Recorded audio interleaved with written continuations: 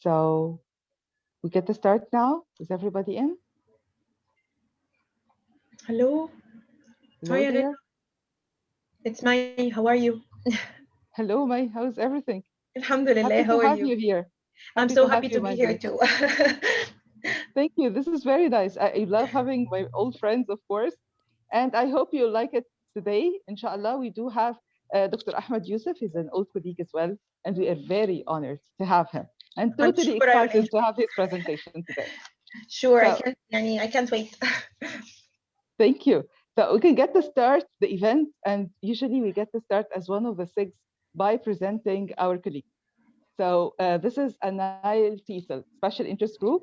We are specialized in research, and the goals we have is to provide a community of support and practice for people who are pursuing the research, whether for self-development or thesis-based writing, like academic work and stuff like this. We do have an eye for keeping progress and momentum for trends and topics in research. We also wish to create a culture where the standardization and the impacts and the ethics of research are popularized and people find it easy. Our logo, our newly born slogan would be the non-solitary island, which is we're trying to make research an interesting and a collective and a supported activity. Other NALTI cell 6 are teacher education, learning technologies, young learners, testing and assessment, professional writing, English for special purposes, and the sixth for inclusive education. And now let's get to introduce Dr. Ahmed. Okay, so Dr. Ahmed Youssef, he is our very, very special guest for today. Let me just introduce him. Okay. Okay. Hello, everyone. My name is. So this is the promo, of course, that you have all seen. Yes, I'm trying to find. Okay. Dr. Ahmed Youssef, Assistant Professor of Digital Media Technologies at East Stroudsburg University. Dr.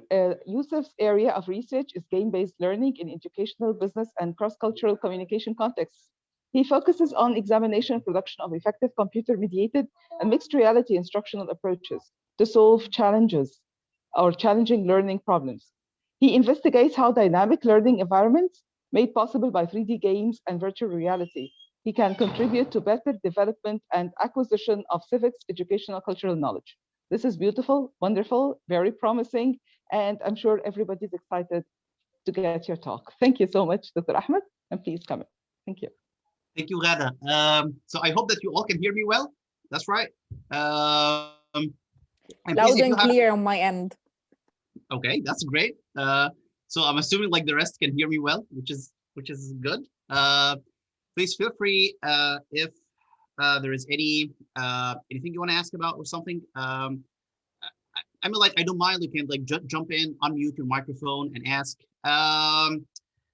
So today we are going to talk about gamification in general, and I will introduce the topic like just in like a few seconds. What is different about our meeting now that we're all meeting without putting on masks, which is good, and that makes like like talking and breathing like way easier now, which is one of the advantages of technology. So like let me start like sharing my screen, and as I mentioned, that's my name, Ahmed Karam Youssef, and I'm an assistant professor of digital media technologies. And although my research is based on, or it's basically about digital game-based learning, games, education, learning, everything like related to games. I do consider myself like a loyalist to the EFL like sector or branch, because my master's degree is from ASE in TEFL, teaching English as a foreign language. And that's something that I'm really proud of. Maybe I'm a little bit like far away from linguistics and language teaching. But again, like I still feel like like nostalgic to these days. And I'm based here in the United States in Pennsylvania. Let me like here like um, let me jump to like how this workshop will work. So this workshop is basically like theory, and then we will move from theory like gradually to practice. And under theory, we are going to discuss like multiple points, and they are structured from, let's say, like general to specific, which means that we're going to start with gamification in terms of definition or what gamification is.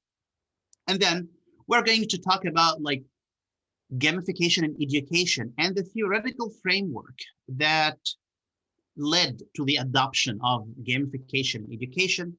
And finally, like I'll be more and more specific to talk about like gamification and learning slash research. When it comes to practice, we are going to learn like two things. It's how to create a gamified class and how to create a gamified research agenda.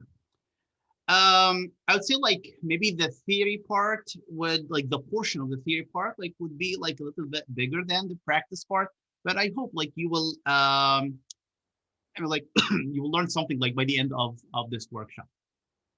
I have like a very quick disclaimer in the very beginning, and it's about this. This workshop is not just about me lecturing for 50, 60, or 70 minutes. No, it's a competition-based workshop. Because, like, think about it, we are talking about gamification, right? So we will be in competition with each other, and we will see like how things would go. And again, to participate, all what you need to do, just you look at the question slash activity. If you have an answer, just unmute your microphone, say out the answer, but please do not forget to also say out your first name. So that would help me because I have like a very small leaderboard here, so I can type the name and the answer as well. Okay, so far, do you all agree on that? And are you all ready? Yes, we're all ready. Ready Yes, here. please. Yes. Okay, that's great. So let's start now. And okay, let's do this share.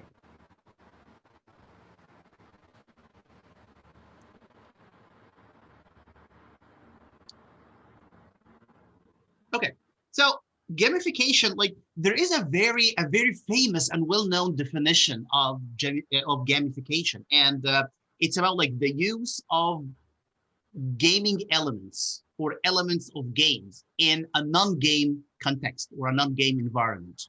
That's like a very famous and generic definition of gamification. However, like I would like to focus on a more detailed definition that was proposed by Bogus in 2015. And like he looked at like simple, repeatable, scalable systems such as points, levels, badges, and other rewards. So we use them in a non-game context or a non-game environment. So it can be used in marketing. It can be used in military. It can be used different things, as long as you want to motivate people and you want to add that kind of interaction and engagement. So you can use any of these, what we call them, like feedback systems, like the points, level, badges, and other rewards, things that we are going to tackle during this workshop. And it is relatively a new field when it is associated with education. And in fact, like gamification like started in 1910, I believe. And it is derived from the military concept of ranking. And when it was first used, in business. And then when we adopted to education, that was a little bit relatively new. So it's not that old. It's not like as old as using gamification in marketing or something. Okay, so let's start with that question, which is like, it's a guessing question. And the question is gamification application in education. started in. And I'll give you some choices to choose from. Do you think like gamification and education, that again, that's completely, but please do not Google the answer. It'd be great, like if you guess without Googling. Did it start in 1990, 95, 2000, 2010, 2015? 95? 95. Uh, okay, so One of 2000, these two. that's got together, right?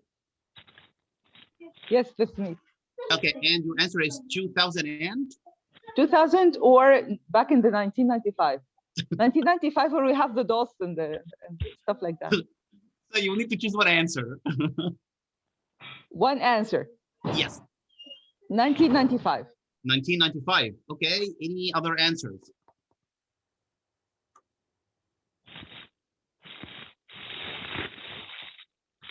It's just guessing, don't worry, it's not graded.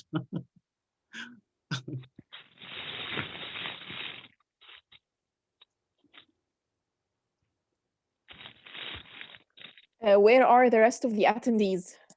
Yeah, I'm waiting. Yep, I'm waiting. Please do not be shy. I'm not sure of the answer. 1995 sounds logical, so I'm not sure of the answer. And this is May, right? Yes. Okay, May, that's okay. 1995, that's it's guessing. So don't worry. It could be right, could be wrong. Okay, two more. That's no Sally higher. Alem Okay. says 2000, right, 2000. Sally? From Sally.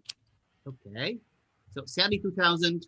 But so far, Ghada and May is like 1995. One more. And I would say 1990, no higher. No higher, 1990. Yeah. Okay. And 1990. Okay. Structured incentives in teaching vocabulary. And this means that they teach things in 2010. That was the very beginning of using gamification. Yes, gamification has been used in other fields, but it's not like to be formally used. Yeah, So I think the Noha point, is the formal closest to education. the right answer. Yes, Noha was the closest. So we're talking here about the formal education. This is the institutions adopting gamification. That's 2010. Yep. Dr. Ahmed, you're muted. Okay. Yep, that's correct. So yes, I agree with Ghada. So as Ghada mentioned, that was the official use of gamification. And just let me explain this. When it comes to official use of gamification, it means it was something like agreed upon by a school district or something, or an official entity. So teachers can use it in the class. That could be different, like maybe before 2010, maybe like other instructors, professors, or teachers have been using badges, leaderboard, point system. Maybe they have been using it, but as a kind of individual effort. So that was not something like structured or part of the curriculum that belongs to that school district or that course or something.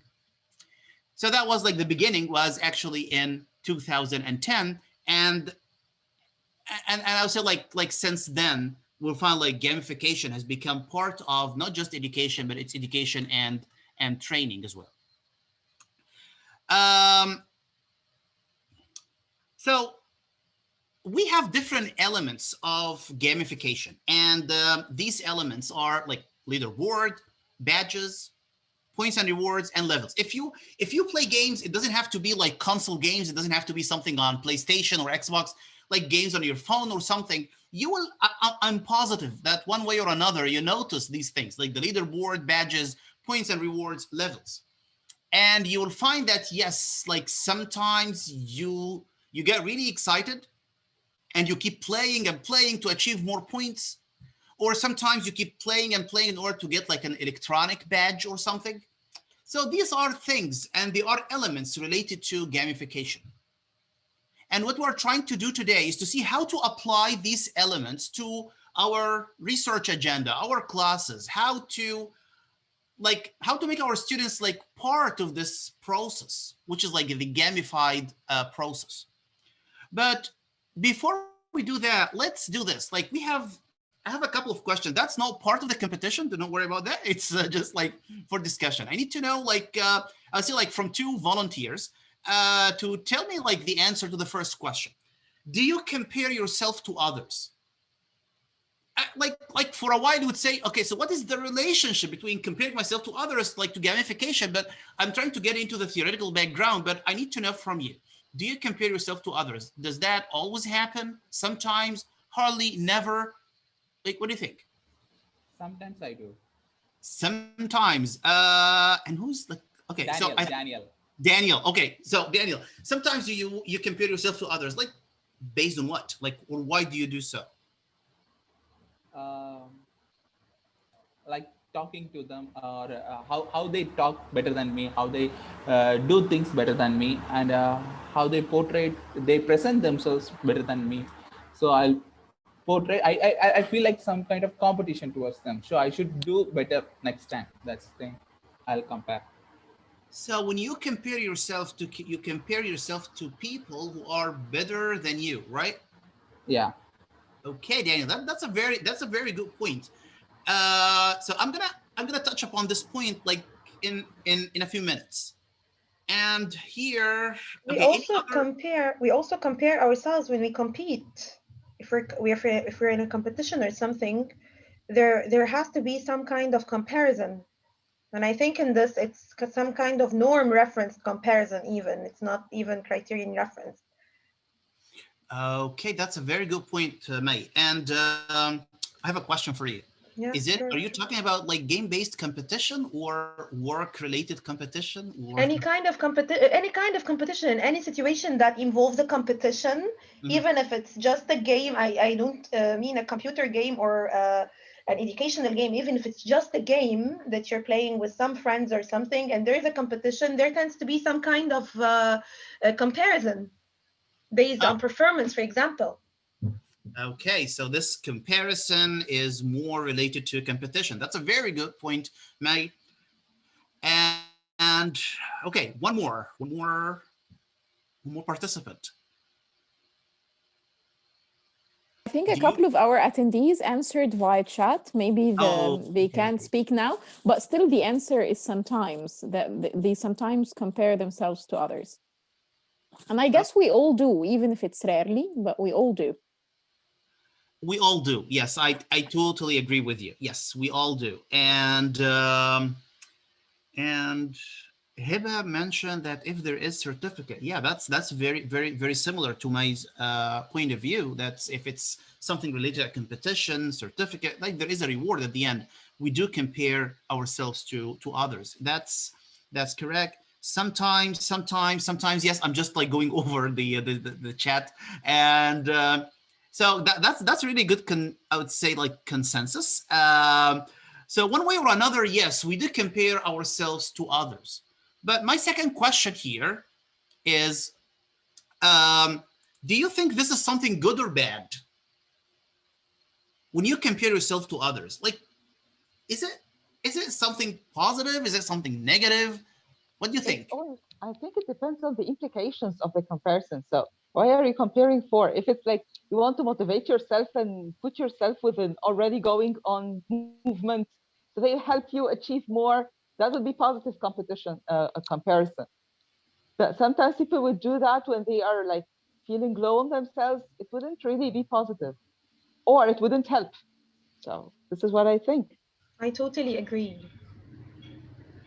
And I also agree. Sometimes because there is a misconception that comparison is a negative thing. It's demotivating. It's not good. That's partially correct. That's partially correct. But again, this is not all the truth, because sometimes comparing yourself to others would be like a source of motivation. And that will be something like based, like this is the theoretical framework. Like when we talk about gamification, the answer is, why should I use badges or leaderboards or points or rewards? Like, why should I use all this as part I of think my, the answer of Dr. Rasha here is very relevant. She ah, says that maybe it's benchmarking. So uh, competition would be used for that, or comparison would be used for that. Wow, that's a wonderful answer, because yes, that's correct. That's the essence of social comparison theory. It's not just like, I mean, like this theory, it is related to psychology, and it predicts that yes, individuals compare themselves to others. And the good thing here, like in the answers, I don't think like we received any answer that would say, oh, never, I never compared myself to anyone else. No, that's not true. One way or another, we're going to compare ourselves to other people. Maybe we do this explicitly, maybe we do this implicitly, but it happens. And we engage like in such comparison, and yes, and this answer is truly correct, because we are trying to establish, to come up with a benchmark so you can measure yourself. Am I doing well? I'm not doing well, so I need to do more. Or maybe, yeah, that's really great, I'm on top. No, I'm still behind.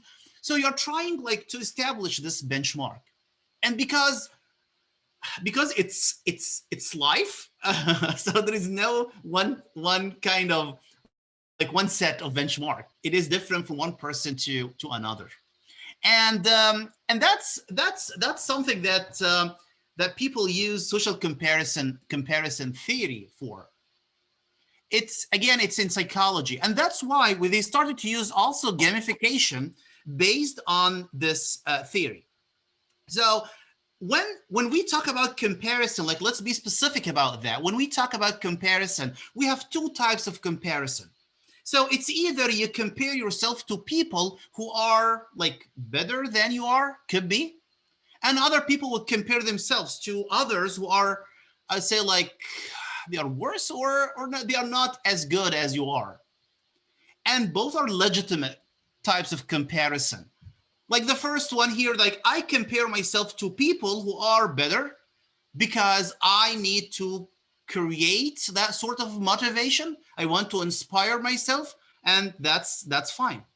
And sometimes if you are feeling down or you're not feeling well, so what you need to do is to compare yourself to people who are, I say, like, worse or something. So maybe you feel better a little bit, like, which is like concept, like definitely we say alhamdulillah every time, but like whether good or bad. But you know, like, especially when you compare yourself to people who are worse, so you say, okay, so that's good that I'm there, that's good that I'm still like this, for example. So that's the social comparison theory. And if you look at this, when we apply this to gamification, I want you, like, just to have a look at this leaderboard. And this leaderboard, like, you have some names, some nicknames or something, and it's a very close leaderboard. And let's say that is connected to maybe performance or grades or something, or behavior of some of the students in the class or something, or maybe some of your colleagues and their achievement at work. So you found like Hamster Toad, like, he's 49 and Jesse is 41. So this means that, like, Hamster Toad, like, according to this benchmark that we can see here on the screen, so this means that Hamster Toad is doing really great. He's doing really great. And just compare him, like, number 1 to number 9, Bolivar. Like, Bolivar, like, will need to, like, to do a lot of effort in order to, like, to go up in this leaderboard. But again, like, he would compare himself to Jesse maybe, or Hamster Toad or something, in order to motivate himself. Also look at number 3. Number 3 would say, oh, it's a matter of 10 points, so I will need to do like a kind of effort in order to be on equal foot with Hamster Toad, for example.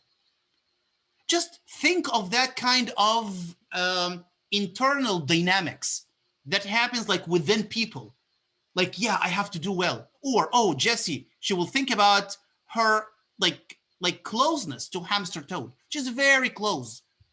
But also look at Bolivar. He might be demotivated or something, or he might be discouraged, or he would say, for example, no, I can still do better, and I can still do number 4 or rank number 3, maybe not 1. All this is comparison.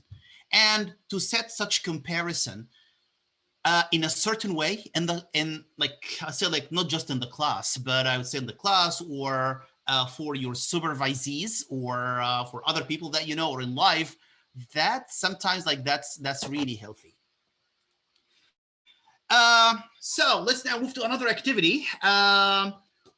according to research, people find that gamification, when it comes to learning, it has positive impact on some elements and uncertain impact. I wouldn't say negative. I'm not using the word negative, by the way, but uncertain impact. When I say like uncertain impact, it means that maybe more research will need to be done in order to cover this area. But let's do that. Gamification and learning has positive impact on what? Performance, behavior, motivation. What do you think? What I want you to do is to group these three elements, performance, behavior, motivation, under the right title. So it could be 2 and 1, it could be 1 and 2, it could be 3 and 0, it could be 0 and 3. What do you think? Again, it's based on your, just reflect on your experience, not just your experience as a teacher, as a professor, as an instructor, reflect on your experience as a student. What do you think? If gamification is applied in the class, what are the things that will be impacted positively? What are the things that will be impacted negatively? Again, let's see, the first four who will unmute their microphone and jump in, just let me know. I would say that it has positive impact on performance and on motivation, and it would have a rather a negative impact on behavior on the long term. I tried this. Okay, wow, that's very specific, Mike. That's great. Okay. Okay. I would say it's like performance that is not sure, uncertain, but it would definitely work on motivation and behavior because people would learn to take momentum. So I think motivation behavior would really Will be improved impacted or positively? impacted, whether positively or whatever. We have an answer from Noha. She says she's expecting a positive impact on performance, possibly behavior, but not necessarily on motivation. Okay, but that's fine. Then motivation, that's okay. And okay, so Angada, motivation behavior, that's positive, which means that performance is negative. Okay. And May, performance, motivation, that's the positive thing. And the uncertain is the behavior. That's like uncertain. One more, just one more participant. Samar Mustafa. Mm-hmm. I think it has a positive impact on motivation because it's a kind of an extrinsic motivation. It allows the student to participate and gain points on something. That's extrinsic motivation. So it will have, inshallah, positive impact on motivation. On performance, I think motivation is related to performance in some way or another because the student will have to perform well in order to get the points. So the performance will be also impacted positively. I think behavior is a term that we ourselves are not certain about because we do not know the real definition of behavior. So I can't say whether it will be positive or uncertain. I'm uncertain myself about behavior. Okay. I think that's a very good contribution, Summer. Thank you. And just I'm going over the chat and see. Okay. Definitely. Performance and motivation. Mm-hmm. And okay. Okay, that's good. Now let's see what research mentioned. Okay, when I mentioned like to reflect on your own experience, that's fine. And definitely if research has found something else, that does not mean that your reflection or your experience is not a good thing. No, it means like maybe research has another say. And just let me show you what research has found. When it comes to gamification and learning, so they found that on behavior, it has a positive impact because it increased students' perception of task meaningfulness. If you're going to introduce a certain task or a certain topic to students, if it's like a complicated one, if it's something that you know that your students will not be patient enough to know the purpose or to know the reason or the rationale behind this task, just put it in a gamified format or shape, and their behavior will change from negative to positive or from neutral to positive. The idea of competition will urge them to know more about the task and to learn about that task. Also, research has found that gamification has a positive impact on motivation, especially when you use the point system. And that point system creates that sort of, I feel like, competition. Like, oh, now I'm 100, but the other one that has like 90 points would say, okay, so I can surpass that. I can get like 110. So that kind of point system, I mean, like that would have a positive impact on motivation. Remember in the very beginning, I mentioned that point system is one of the elements related to gamification. However, research did not find, like, some research studies felt like, yeah, like it has a positive impact on grades when it comes to performance. And other studies found like, no, like there is no significant impact on grades. And again, things are not like for sure when it comes to like whether it's positive or negative, and that's why like maybe more research is needed in order to cover this area. Let me go over. Okay, that's it. Now let's focus on something now. How to create like a gamified class, and then I'll move to research. So gamification, if you want to use gamification, there are different like ways of using gamification in the class, but it will be great if you link it to your learning objectives. And it doesn't matter if you are like in a higher education level, school level, I feel like even like kindergarten level, it doesn't matter. Like as long as you're gonna link it to learning objectives, that would be something beneficial. And let me start with this, another activity. Now we have 3 badges. Remember, badges is one of the elements of gamification, and I want to use them in my class. I have the gold badge, I have the silver badge, I have the bronze badge. And as you can see, like the gold is the highest one. Students who have gold badge will be like really the best. Students who have bronze badge, they are still good, but maybe they are not as good as students with gold badge. And then I listed down here, like in 3 boxes, as you can see, I listed down 3 learning objectives. Now, what I want you to do is to match which learning objective should deserve the gold badge, which learning objective deserves the silver badge, which one deserves the bronze badge. That's a deep one. I agree. Yeah. Could I start? I mean, like whoever is ready, just unmute your microphone, jump in, and tell us your answer. Okay, so Amina here, I think the gold badge would be someone who would actually propose an argument that proves that cats and fridges are similar. This would be very interesting. Okay. Maybe examining such an argument would be the silver badge, and identifying a cat and a fridge would be the bronze one, maybe. Yeah, I mean, it's, I mean, like, yeah, it's the ideal answer. That's great. Yes, you're right. You're right. Like gold badge, yes, to propose an argument. Silver badge, to examine an argument. And bronze badge is to identify a cat and a fridge. I mean, like... I would love to hear from you. Why is that? Okay. You're right. Yeah, I'm the presenter. Yeah. I'll tell you why. So that's like when you learn it to like when you link gamification to learning objectives, I am positive that's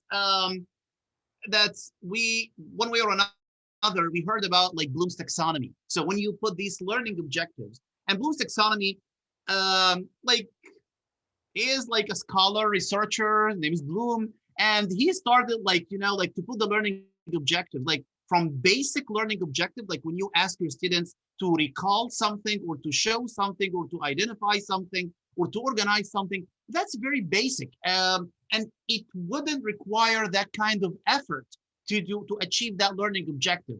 And when I say effort, it's effort in terms of like achieving the learning objective, not to prepare that learning objective.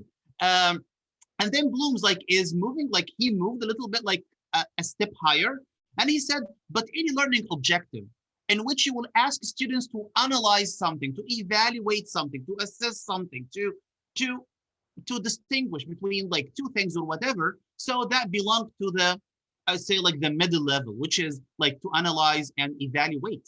And such learning objectives, if students are able to do that, so they deserve to get like a silver badge. But if students are asked to create something, build something, predict, or to come up with something really new or something from scratch, so they deserve that kind of gold badge.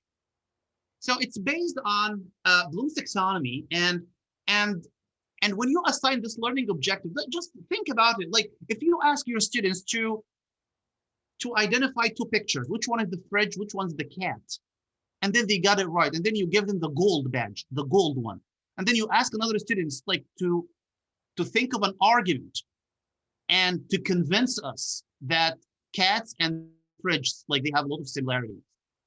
It will take time from that students to find an answer, but just imagine that it will take time. The student will take that much time, and then after he's done or after she's done, you will tell her, "Oh, great, that's a very good job. You did really a good job. You know what? You will get the bronze badge." That would be very demotivating, because according to this social comparison theory, that students will compare herself to the other student who got a gold badge for like something that didn't take that much effort. So make sure that your badges or leaderboard or something, they are in harmony with the complexity of the task or the learning objective.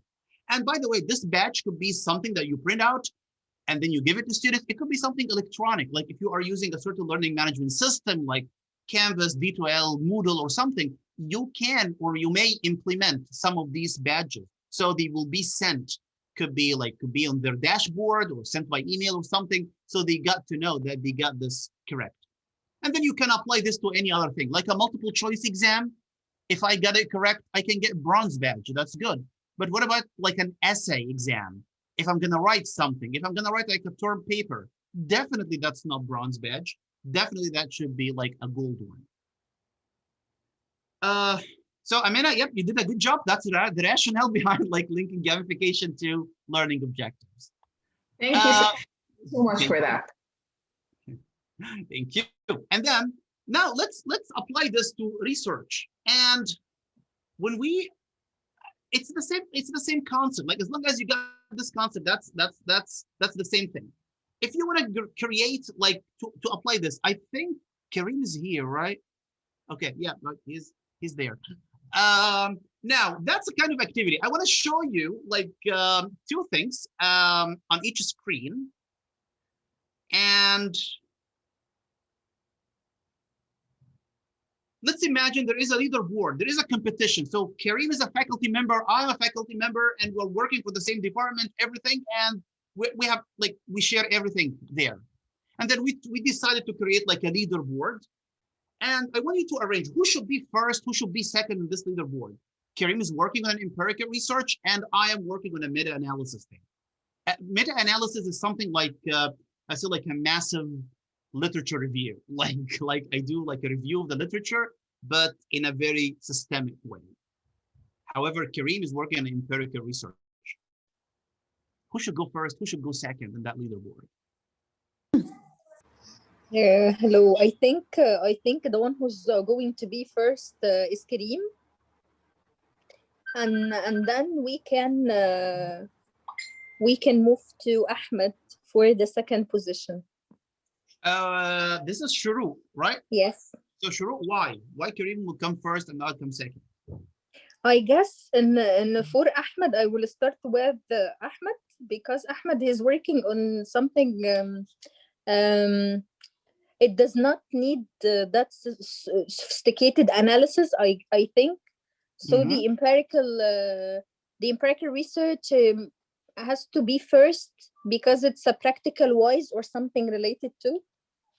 Thank you, Shuru. Yes, you got the point. That's correct. It's the same concept. That's right. Leaderboard, who should go first? Who should take more points? It's the person who will do like more effort. If the task is more complex than another task, so the person who is doing this more complicated task, he will go first on that leaderboard. That's correct. Okay, another example here. I'm still in competition with Kareem. Who should go first? Now, Kareem is at a point where he is collecting data, but I am done with my meta-analysis and I sent it for publication. Which one should go first? Which one should go second? I think you should go second. It's Daniel. Okay. I think. Sorry, I'm sorry. I think you go. You should go first because he's a bit lazy or late for concluding his research.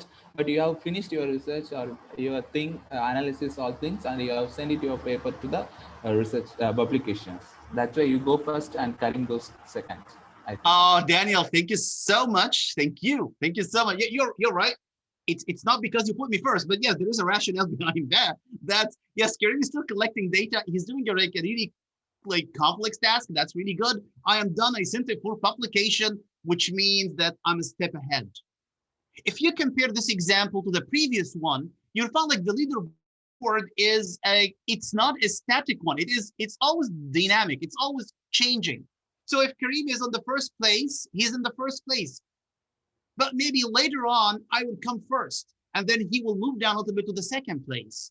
So it's, but again, like if Kareem now, like he sent his research paper for publication, he will move first, and then I will move down to the second place. Because after all, empirical research is I'd say more sophisticated than meta-analysis. Both are really good, both are reputable, but again, when it comes to, if you're gonna gamify this, you will need to look at the complexity of the task. Is it just about research? No. Let's assume that you are a supervisor in a certain place. You are supervising 3 or 4 people, or you are doing some administrative task or something. And before I move on, sure, you have a question, right? Yes, I have a question. So my question is, if we are going to compare what you've mentioned earlier with the Promise taxonomy thinking levels, can we just link them? So when it comes to the application level, we will have the upper hand, and when it comes to the lower thinking levels, it takes the second position, or it's not related? No, you're completely correct. You're right. It's not just about the complexity of the task, but Kalan, you draw our attention to something very important. It's about the skills that I'm gonna use. Are they a higher order skills or lower order skills? You are right. If they are higher, they will require multiple skills or different skills to be used together. That would put that person ahead. And if it's just I'm gonna use, I say recall or memorization, and that's it. So yeah, that's good, but again, I cannot be on top. That's correct. Okay, thank you. Thank you. Please, Dr. Ahmed, I wanted to ask the same question. I have felt that meta-analysis for some people are more complicated than empirical research. It requires more analysis, more reviewing of the literature. I think it depends on the person himself or herself. We cannot decide whether the empirical research is more difficult or the meta-analysis, as what we have said by our colleague from 2 seconds ago, that it depends on the operations or on the processes itself. I don't think I think we should look more thoroughly on the tasks rather than just judging which person will be the first on the first place or the second place. Summer, you're correct. You're correct. So I have I'm gonna answer you briefly, and then I'll ask you another question. Okay. The first thing here is we are focusing on the complexity of the task. So that's this is what we are focusing on. And again, it's not the purpose to have Kareem or to have myself or someone else on top of the leaderboard. It's just a tool of motivation. We're trying to motivate each other. But So it's the complexity of the task that matters when it comes to like giving badges or putting someone ahead or putting someone like in a certain place on the leaderboard. But my question here is, if you have two students, you assigned one of them 100 new words to memorize. Remember, 100 new words to memorize. And then another student that you ask him to use these 100 words to write an essay or a topic. Which one should take the gold badge? Well, I don't know, but I think there is individual differences. I cannot assign 100 to one person who is not, I know his memory is not that like, sorry, I always reflect on the individual differences. So I can say that Ahmed and Karim, Ahmed can memorize well. I have tested him before, I have seen that before. But if Karim is not, does not have this good memory, I will give him the badge. Okay, for so, I don't mean to say something that is not, I mean, logical, but we reflect on our experiences. Yes, there is complexity of the tasks. There is some complexity of the tasks, but you should motivate your student, which is who is different from the other students or who have different abilities. I can say, yeah. I completely agree with you, Summer. Like that's another perspective, another angle to look at it, which is like individual differences. You are right. I totally agree with you. However, the complexity of the tasks here is our point, and we refer this to Bloom's taxonomy in order to see whether this task is the task that is with the higher or the lower, operation skills or skills. Okay. That's correct. Like what comes first is the complexity. And what I like about this discussion is when you suggested individual differences, that should be considered as well. Like that should be considered. But because like assigning like gamified what do we call it? Like a gamified thing to learning, we need a point of reference. And our point of reference here would be Bloom's taxonomy that is focusing more on the complexity of the task. And also I can see here in the chat, I agree that I think Dua Ibrahim, I hope I'm pronouncing this well. And she mentioned like, yeah, writing will get the gold badge because also productivity, in terms of productivity, like if I'm gonna write an essay using these words together, that like my level of productivity is way higher than the person who memorized these words and then started to say them out. So productivity also is another thing. And I think Noha also agrees with us in that. I'm just like going over the chat. And again, like it's not just about research. As I mentioned, it could be like a way higher when it comes to the tasks that we do as educators. Now let's do this. Karim and Ghada this time. Karim is working on his class syllabus. Ghada is working on class materials. Which one should go first? Which one should go second? That's very tricky. Think about it. I would go first. Ghada, is it because about you or because you have a rationale? I agree that Ghada should go first. I should go first because this is very specific and it's like an already processed task. But the class syllabus, this is a lot of work, a lot of planning. Ah, okay. That's a good point, Ghada. That's a good point. And I wouldn't say like no, you're right. There's another reason for that, and I will elaborate on that reason. But just let's see, Shuru, you have something to add, right? Yes, I would go for class syllabus first because I've studied this in my master degree. So class syllabus, it's something that you have to prepare, and then you will choose the class material.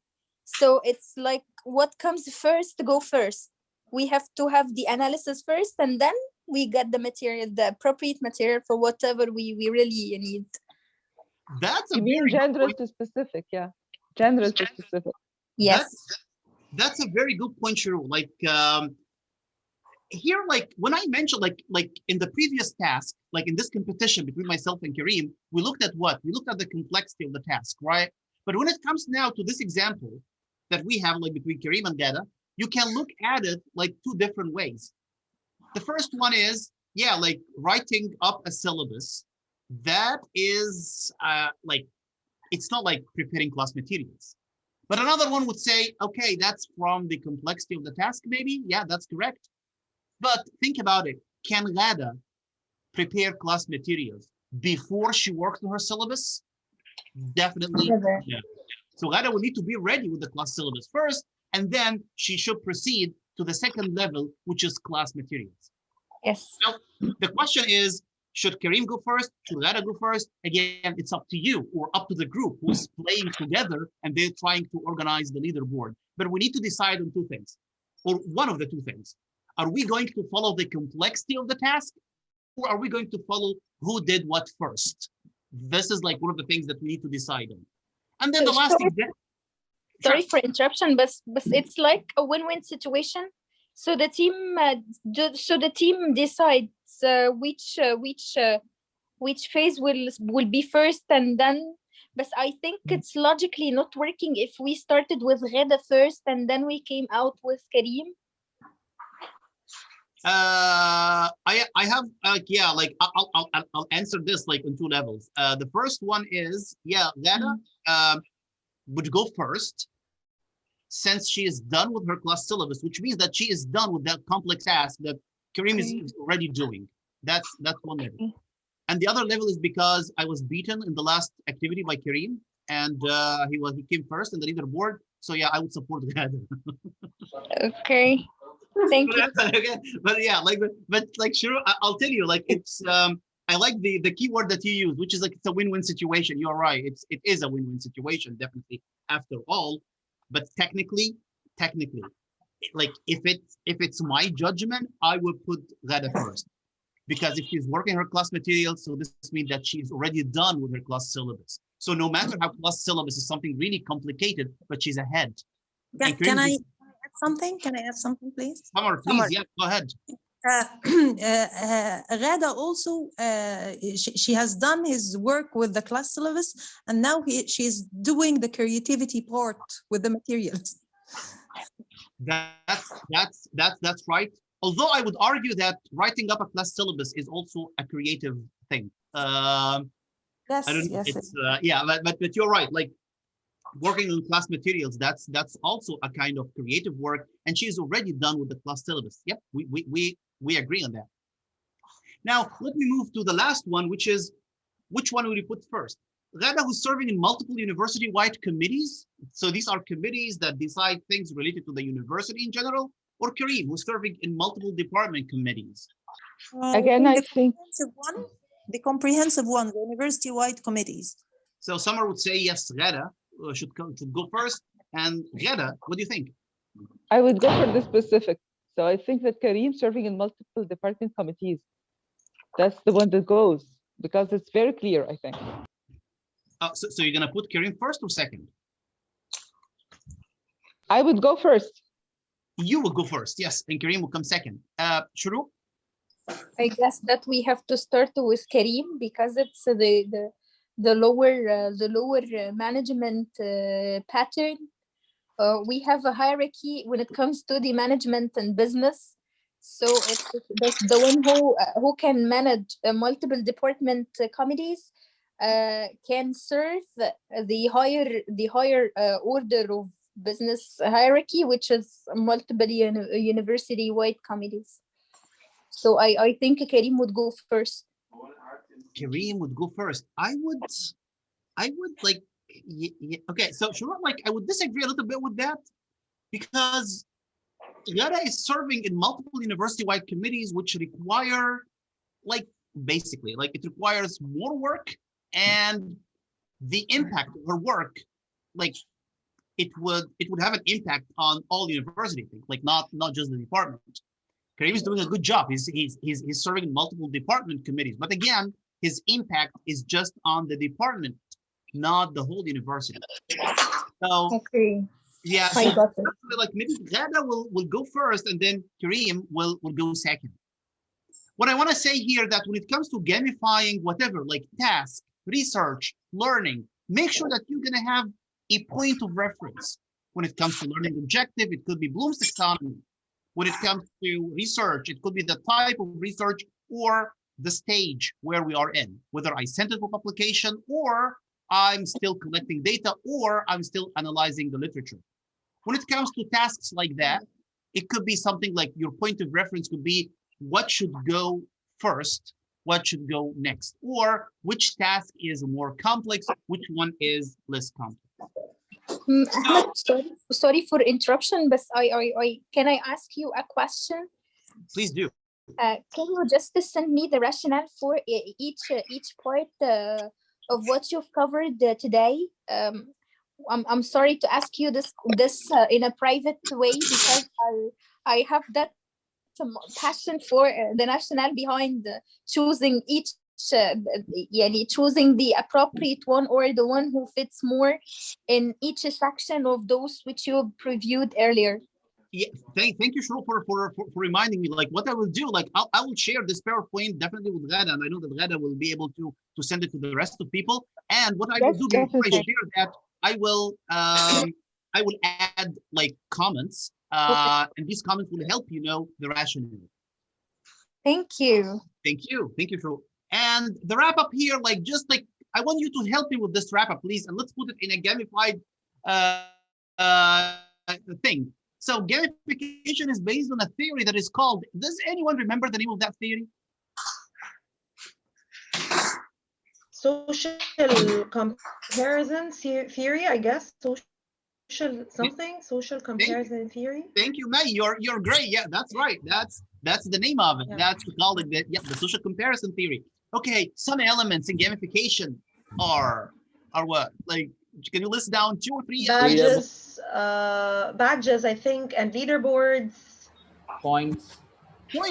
Yep, right. May and Daniel, yep, you're doing a good job. Badges, leaderboards, points, rewards, levels, all these are elements. And then gamification has a positive impact on what? On 2 things. Behavior and motivation. Again, Daniel? Behavior and motivation. Behavior and motivation, and a negative one on grades. Performance. And performance, that's correct. And the last thing that what I want to tell you is that when you are going to use like badges or rewards or ranks or like anything should be related again to a point of reference, and that point of reference is like the complexity of the task. And that's why like students will get to know like the more effort you do, the better you are, and that's why your badge could be different from others, or your rank on leaderboard will be on top of others. So this is what we're trying to tell our students. Please feel free if you have any questions. I'm here. Thank you for the session. It was very informative. And, I had understood something that was different from what done today. I haven't understood what, the relation. I mean, what will be presented today. I thought it was about research on gamification and how we can conduct research on gamification. I thought that this session would cover some points on this, but it doesn't. I misunderstood the topic, but it was really interesting and really informative. Thank you. Thank you, Summer, and I hope like that was not like waste of your time. I hope so. But what I would do, like I agree with Ghada, like I would send her a book chapter that was published last year, I believe, and that was like a meta-analysis I have done with all due respect to meta-analyses. So actually, we do have something interesting to offer here in this session. So it's up to you, Dr. Ahmed, if you'd like to assign a question. And then we share that question with people who attended the session. If they do homework, submit the assignment, and then they use the material that you're sending. So it would be beneficial for teachers to include that in their own, especially in an extension of our mid-year vacation. So everybody's celebrating already. It we just announced now في مجلس الوزراء. Are you sure of this? Yeah, so we have time to work on our material. It would be good if you would like to share the chapter, share the activities with us, and maybe we use it. So Then how we get certificates. Everybody is going to get certificates once they submit. Thank you. I mean, how can we get those? I don't know. We're going to announce on the group. So we have a Facebook group, which is the Research SIG. We're going to announce on the group. It's going to be a sequel event to what Dr. Ahmed has offered now. So you take your time and come up with the questions that you like. And I'm sure everybody's going to benefit and enjoy working on it as well. Okay, And then you create our leaderboard. Could you see? Yes. Yeah, that's, I feel like that'll be great. And also like for all in general and for summer in specific, like if you want to pursue any research related to game-based learning or gamification, please feel free to, I'm going to share my contact information at the end of the presentation, and please feel free to contact anytime, and yeah, we can figure out something. I can help to the best of my knowledge, definitely. I was going, thank you for that, because I was going to ask you, yeah, doctor, this is Shiru. I was going to ask you, how can we assess the students and give them grades, the grading rubric for the gamification? I'm really interested in this part specifically, and I was going to ask you this question. If you have external supporting materials, it would be better for me. Thank you. Absolutely, thank you, Shuru. Yeah, absolutely, and I'm sure like Ghada will cover that. Like the chapter that Ghada is going to send, like hopefully to the group members. This chapter has. It was a meta-analysis, but it has recommendation for future research, and it also, like if you scroll down till the very end, you'll find something that the appendix part, and it has suggested activities that you can use in your class in terms of assessment or behavior or anything. Like you can use such activities to apply gamification in your class. And Dr. Rasha has a question. Yes, thank you very much for this very informative session and very nice session and very interesting topic. But Yes. Thank you. But I was just suggesting to have some kind of a sequel as some sort of application. I would like to see all this in application on a lesson, or that will make like a big difference. Thank you, Dr. Ahmed, for this interesting presentation. I would also second the opinion of having something in practice.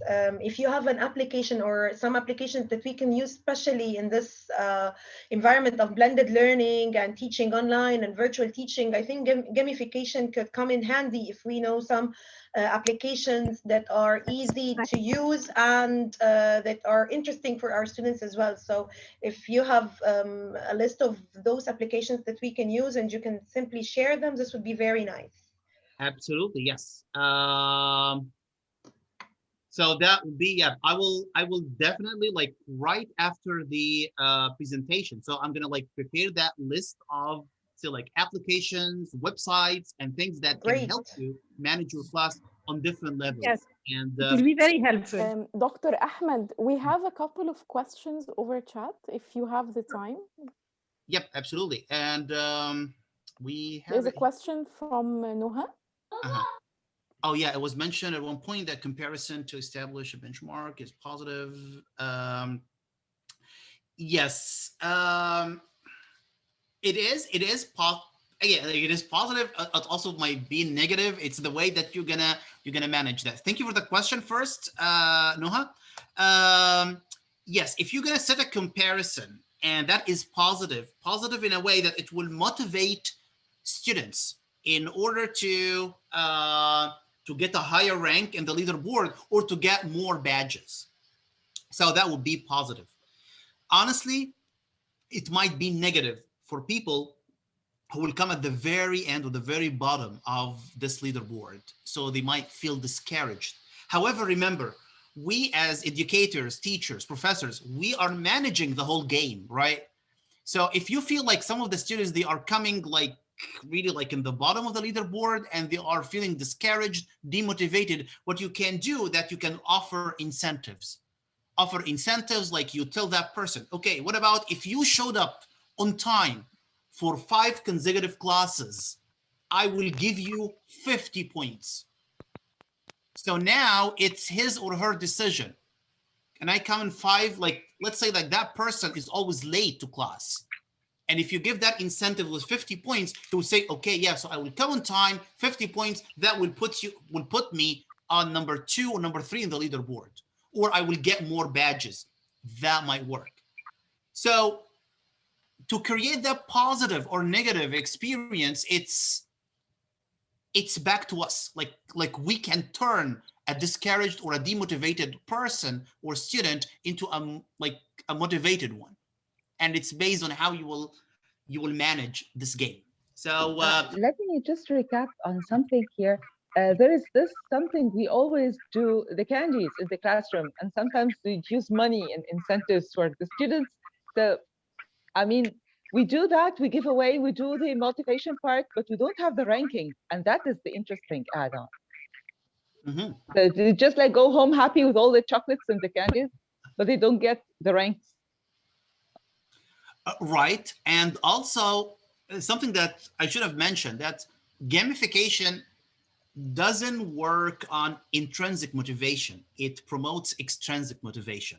I know like there are so many concerns about extrinsic motivation, but like gamification is used like for a class period. Like I'm not going to assign badges or leaderboard rank to a person like to be a doctor or an engineer at the end, or to be like a successful businessman at the end, because that's a very long-term achievement, and it doesn't work with gamification. Gamification works better with extrinsic motivation. And in the class, yes, we need extrinsic motivation. Sometimes students are feeling down, especially with that pandemic thing, they feel down. So we need to, like boost their motivation. And this might happen through gamification as well. And I think extrinsic motivation is not something bad. I don't mind extrinsic motivation as long as my students are happy and working and achieving the intended learning objectives. Later on, they will get the idea that they have to be intrinsically motivated and they will work on themselves. Most of my students, I teach in university, so most of my students are still teenagers. I think it's very difficult to convince them at this age that there is something called intrinsic motivation and that they have to believe in themselves and in the idea of being good for themselves. This comes, I guess, with practice and with achieving small objectives or steps at the beginning. So extrinsic motivation is not bad at all, I think. Absolutely. I totally agree with you, May. Yes, it's not that bad at all, as long as we use it the right way. Like we utilize motivation the right way. That's completely right. And I'm not sure, Amina, do we have any other questions? Maybe I'm missing something, but I'm trying to I cannot find any other questions, but please, everyone, if you have a question that went unanswered. Yes, we have from Dua. How can the teacher motivate students who do not like competition? I think how can the teacher motivate students who do not like competition? It's that's a very good question, Dua. If they don't like competition, like we try not to set win-lose conditions. That's the problem with any competition. Like to play a game, we have like to make a game, it must have like a winning losing condition, right? But when it comes to gamification, there is no like win or lose, and they need to understand that it's not about like you're going to be a loser at the end or you're going to be the winner. No, it's a matter of something that is correlating with your effort. That's all. So what we need to do is to raise their awareness. This leaderboard, these badges do not mean that you are a winner, but it means that you are doing good effort. If you are not getting badges, this means that you need to do more. So it's not competition, because this is one of the major differences between game and gamification. Games are based on win or lose. If you are like playing Candy Crush, you might win or lose. You may proceed to another level or no. But for gamification, you're just collecting points. And these points will be translated into maybe like so like phrase, maybe translated into badges, translated into, but it doesn't mean that I am the winner. No, it's more like motivating people. That's all. Thank you, Dr. Ahmed. Thank you. And it's like what I, again, like,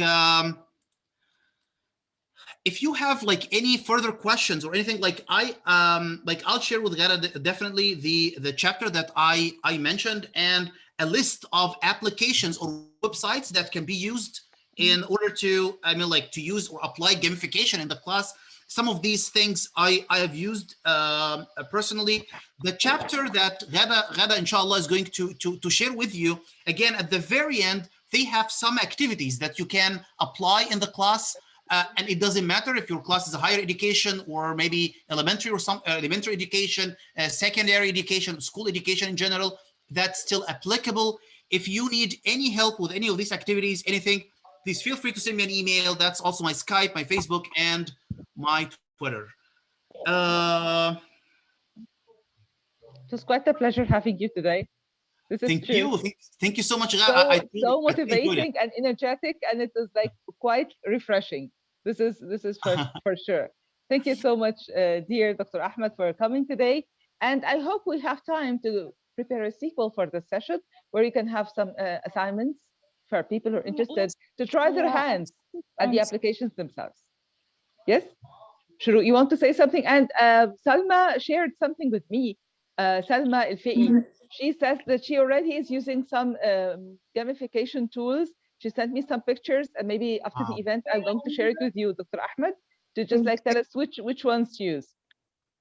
Okay, I was just going to add something. Yani Dr. Ahmed, when she asked one of our colleagues, she asked how can we just encourage the students who might not be willing to get in the competition. I think she can use multimodality in learning in learning itself. Yani I know my students well. I know the segments of for example, kinesthetic students, they love this type of game. So the gamification could target the multimodality part they really rely on. That also would work. Like given that, yes, given that I know my students, that also works. It's just like the only challenge would be like if I have like 100 or 150 students or Yes, something. and a huge number of students at the same time in the class, but mostly most of us are teaching in international schools. That's why the number of the students in our classes is quite limited with the 20, 25 students maximum level. Correct. Yeah. So if it's a full size class, yeah, that would work definitely. Yeah. It's an alternative. That's all. Thank you, yeah, doctor. Thank you. So Selma, you want to say something? Please jump in. Yes. Yeah, I have just commented them on the link that you have shared on the group to that event. And I actually have a little tiny question. Maybe it is not related to us teaching, and maybe it is related to us learning. Like, do you think that academia is to be loved on some level or another, or it is just like something that we are all stuck with? I would like to know if we can use gamification to get ourselves motivated to finalize our researches. Thank you so much.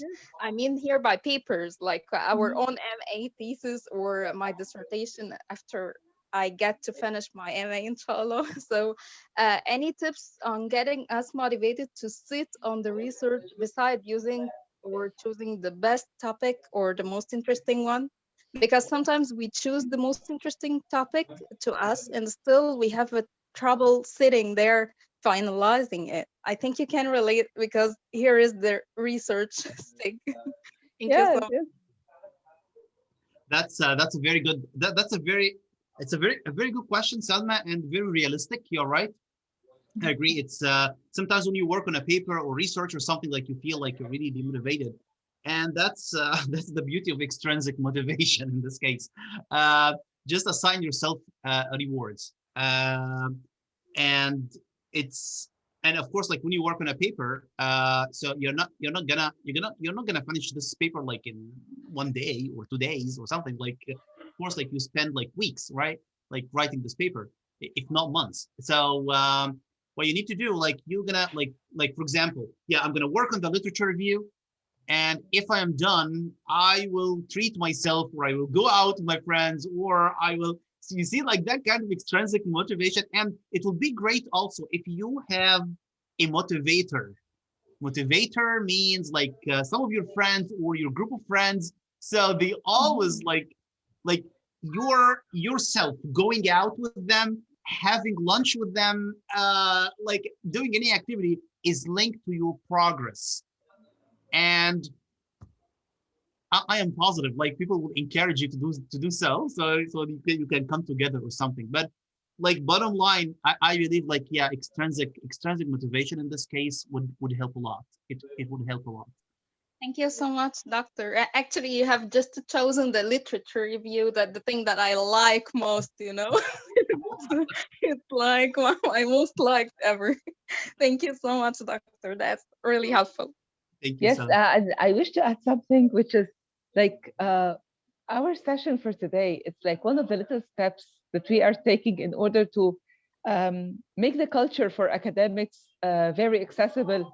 The motivation part, like everybody here has noticed, most of the presentation was going in theory, not just in practice. So looking at the theory, this is the thing that is most interesting for academics and not just the teachers.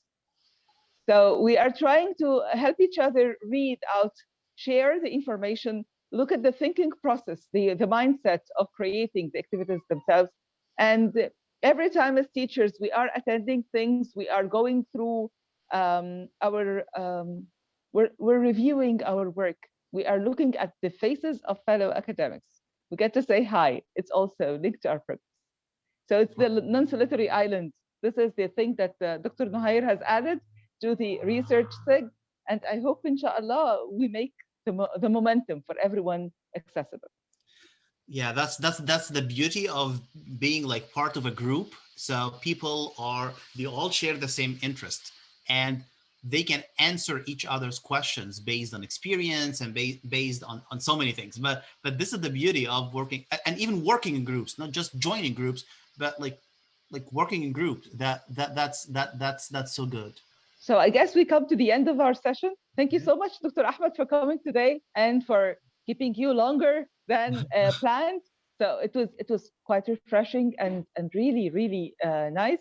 And I hope everybody on board would find it motivating. And we are celebrating one extension of our vacation. And so someone's asking a question here. She's asking about the certificates. We'll do that once we plan the assignments. Don't worry, we're going actually to announce it on the group as well. Thank you everybody for coming, and enjoy your weekend. Thank you. Thank you. Okay.